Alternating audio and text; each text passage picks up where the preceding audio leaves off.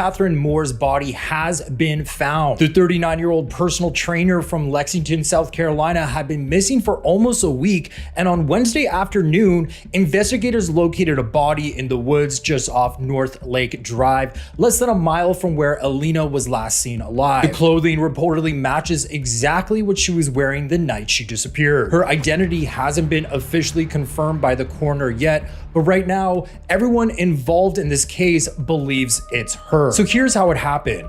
Police say they received a tip placing Elena in that specific area on June 11th, sometime in the late afternoon or early evening. Lexington Police Chief Terrence Green said investigators acted on that tip and began searching around 1:30 in the afternoon on Wednesday. Less than an hour and a half later, they found a body that, as Terrence puts it, fits the clothing description of our missing person. The South Carolina Law Enforcement Division has now taken over the death investigation, and the Lexington County Coroner's Office says a full autopsy is still pending. That process is expected to take some time, so an official cause of death isn't public yet. So before any of that happened, there was a strange moment that's still bothering a lot of people who've been following this case. At some point before the official announcement, police briefly edited a public post to say Elena had been found, then deleted it within minutes and said it was a false lead. A lot of people screenshotted it before it disappeared,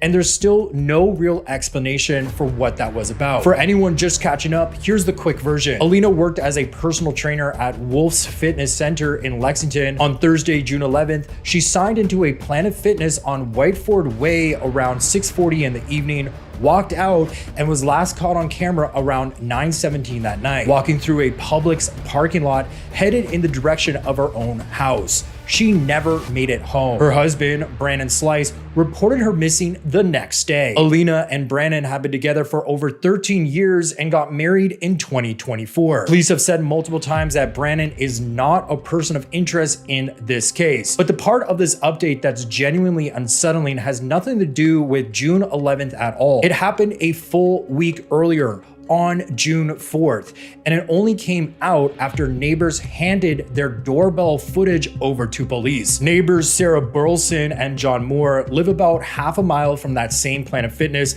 and their Ring camera caught Elena at their front door taking a DoorDash order that wasn't hers. When John opened the door, she handed him the food. John said Elena, quote, seemed very confused and disoriented, end quote, about where she was. About an hour later, Sarah found Elena going through a different neighbor's packages, and Sarah said Elena told her, quote, she didn't know what she was doing, end quote. That's a full week before anyone reported her missing, and it's the first solid piece of evidence that something was seriously wrong with Elena before she ever walked out of that gym. So that detail lines up with something else that's just come out. A source who spoke to NewsNation said Elena had recently been released from a mental health facility before she disappeared, and that she'd also been having relationship issues with her husband. Once that got out, a lot of people online started asking the obvious question. If she was considered enough of a risk to be hospitalized, why was she released so soon before all of this happened? It's a fair question, and right now, nobody outside the family has an actual answer. On top of that, a TikTok creator who goes by iDetective has been digging into the timeline, and she's raised something that doesn't line up cleanly with the official story. She surfaced a dispatch audio clip dated June 5th, a full week before police say Elena was reported missing, where a caller appears to report a friend missing by name and references a completely different gym, Gold's Gym, instead of Planet Fitness. The body of Elena Moore has been found, but I still have a lot of questions. Today, Wednesday, June 17th, there was a huge police presence in that wooded area. Thing is, police are saying that they got a tip to go back and search. What was this tip? Who was it from? Why did it just now come? But the thing about the timeline is still just not adding up. Remember, authorities are stating that she wasn't reported missing until June the 12th. But why was there this dispatch audio on June the 5th of a friend reporting her missing by name? And this one actually says it's from Gold's Gym. Hang on, I'm gonna let you hear it. 1131 County, 10 idea missing person, Harmon Street.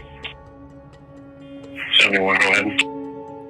2123 Harmon Street, 123 Harmon Street. This is going to be where the caller is. They're going to meet with the officers.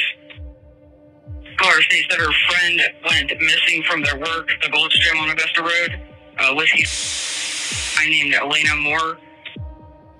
Also, if you could call dispatch, that'd be great, please. If you listen, why is it referring to Gold's Gym? Why is it on June 5th?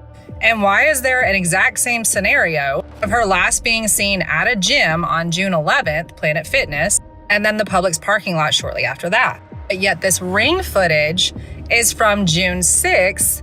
And remember, this report was from June 5th. What is going on? So according to that dispatch, she was actually reported missing June 5th and then again June 12th.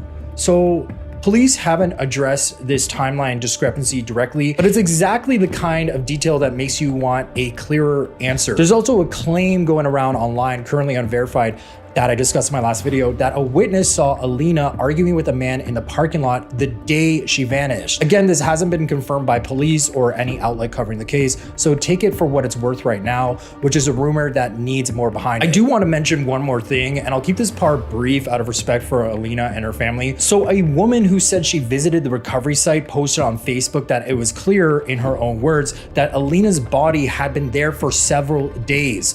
She also said photos circulating online don't fully capture the terrain and that the site actually sits at the bottom of a drop close to 12 feet down. It's very sad, you guys. Her name is Elena Katherine Moore. She was 39 years old. She went missing just a couple of miles away when she was last seen over there. And it's just really sad.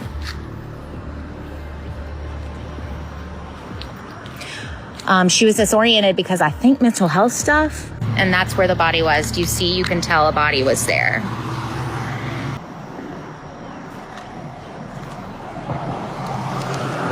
Yeah, you can see where that mark was at.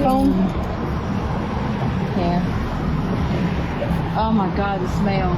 Okay, so that's still not confirmed if that is actually the location of the body, because I would imagine there would be police taping off that section, but it does lead to the speculation that maybe she fell into a drainage ditch. So this case has also pulled in a lot of speculation about Elena's marriage, including theories about control and whether her car being left behind at the Lowe's was somehow deliberate. Like maybe she was in sort of an abusive relationship and she left behind her car because she didn't want to be followed by Brandon, is one of the speculations. So I want to be clear that police have repeatedly said Brandon is not a person of interest and there's nothing on the record connecting him to what happened to her. So here's my take on all of this. The doorbell footage from June 4th changes everything about how I'm reading this case. This isn't a story about a woman who vanished out of nowhere. It's a story about a woman who was clearly struggling badly in the days leading up to her disappearance. And somehow that didn't trigger the kind of intervention that might have kept her safe. Because her husband, Brandon Slice, left a comment on a now deleted Facebook post saying his wife was quote unquote not well. Whether what ultimately happened to her was self-inflicted or something else,